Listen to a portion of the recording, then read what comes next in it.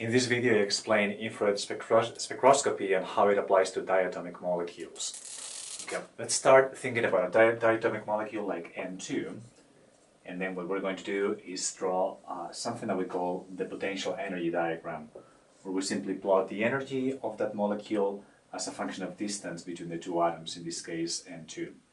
Right. The potential energy diagram looks something like this. Okay.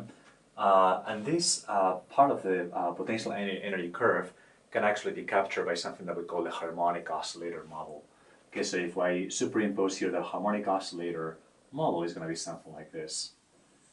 Okay, that potential is just Hooke's law, Kr minus Req squared. Okay, and with this potential, what we can actually do is solve the Schrödinger equation for the vibrations of the molecule, so how the two atoms are vibrating, and find out what the energy levels for the vibrations of this molecule are. Okay? When we actually do that, we find that the energy levels are described well by this expression. V plus 1/2 h nu viv, okay, where V is the quantum number that goes from 0 all the way until infinity. It has to be an integer number. And then the vibrational frequency of this bond is going to be equal to 1 over 2 pi square root of k over mu, where that is just the force constant of the bond, and mu is the reduced mass of the molecule.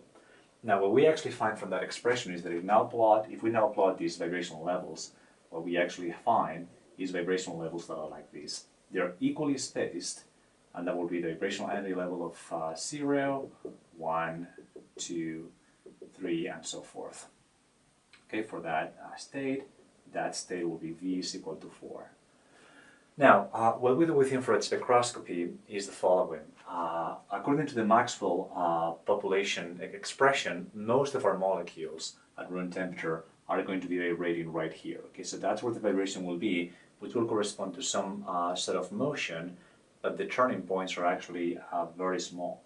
Okay, now what we can do is with infrared spectroscopy is come up with an infrared photon like that, infrared h nu, and then excite the molecule from a low energy state to a high energy state. Now, there's two selection rules that we have to worry about so that we can do this infrared spectroscopy. First, the dipole moment of the molecule has to be changing when it vibrates.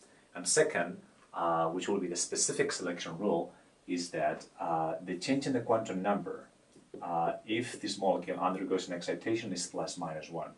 Okay, so for this case, N2 does not satisfy the first selection rule, which is the cross selection rule, because the dipole moment of N2 does not change during the vibration.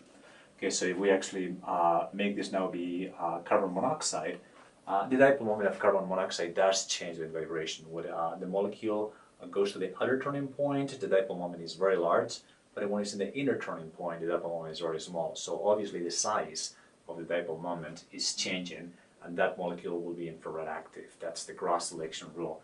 Now the specific selection rule says that, well, if that CO is in the ground vibrational state V0, with an infrared photon you might be able to excite it to V1, but not V2 or V3. Okay, that is the specific selection rule. Now, something that we can actually do is, because we have the energy levels, we can actually compute precisely at what frequency, or what is the energy of the photons, the infrared photons, that you need to shine on this CO molecule in order to be able to excite the vibration from V0 to V1. Okay, so we come here and say, well, the energy of the photon has to be identical to the difference in energy between the final state and the initial state. Again, according to the specific selection rule, your final state is going to be V1 if your initial state is the ground state, V0. Right, so that is the energy going from V0 to V1. Okay, well, the energy of the photon is simply going to be h nu, okay, where nu is the frequency of the photon, and the difference in energy between V1 and V0 is just going to be the energy of V1 minus the energy of V0. Okay, but those energies are going to be right here. The energy of V1 is going to be the energy of just replacing here 1 in this quantum number. So it's going to be 1 plus 1/2, that is going to be 3/2 of h nu viv. Okay, and the energy of the ground state, okay, energy of V0 is going to be 0 plus 1/2 is going to be 1/2 plus h nu viv. That is going to be 1/2 h nu viv. Alright, so we continue to this, and the energy of the photon is going to be equal to 3/2 h nu viv or minus 1/2 h nu viv. That is simply h nu viv. Okay, so we have something very nice here. It turns out that, well, the frequency of the photon, so how many times per second the electric field of the photon is oscillating, is going to be exactly identical to the frequency of the vibration of this diatomic molecule. Okay, so when you have that resonance, that these frequencies are the same, and the dipole moment is changing, then the molecule can absorb the photon and then promote its excitation. Okay, notice the nice symmetry that you actually have right here. Okay? Anyway, so this is how infrared spectroscopy works for diatomic molecules in using the harmonic oscillator model. Now, there is a modification to this harmonic oscillator model, and that is that, well, obviously, the harmonic oscillator does a pretty good job in capturing what happens in the real molecule, this actual potential energy surface, but it only does so at the bottom of the well. As soon as you start to go away from the bottom of the well, the harmonic oscillator is not such a good model either.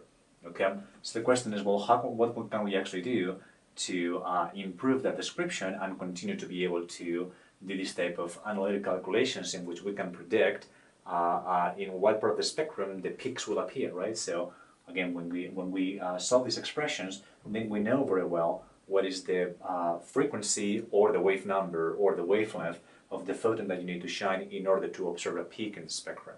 Okay, that will be that frequency right here. And again, the question is that in real molecules, the harmonic oscillator model might not work very well. Well, there's actually an easy modification to the harmonic oscillator, which is called an anharmonic correction. And the only modification is that this vibrational energy now is going to be slightly different. Okay, so it will be V plus 1/2 h nu viv. And again, what we do to try to compensate for this inadequacy of the harmonic oscillator model is to just add a correction, which is called an anharmonic correction. And the anharmonic correction is going to be something like this. It's going to be negative. Okay, and this is x of v, which is just the anharmonic correction, which is something that a problem statement would need to give you. And then the ratio is going to be plus v plus 1/2 squared, okay, times h nu viv. Okay, so that is your anharmonic correction. And notice that what's going to happen is that in the anharmonic model, okay, the separation between the energy states is actually going to be a little bit less. Okay, so you'll have the V1 will be a little bit less than V0, V2, V1 will be, the new V1 will be a little bit less than V1, the new V2 will be a little bit less than V2, and so forth. Okay, so you will have a few problems in the homework in which you will be able to use this expression and see how it differs from the harmonic oscillator model. Okay, so this is kind of a summary of infrared spectroscopy for diatomic molecules.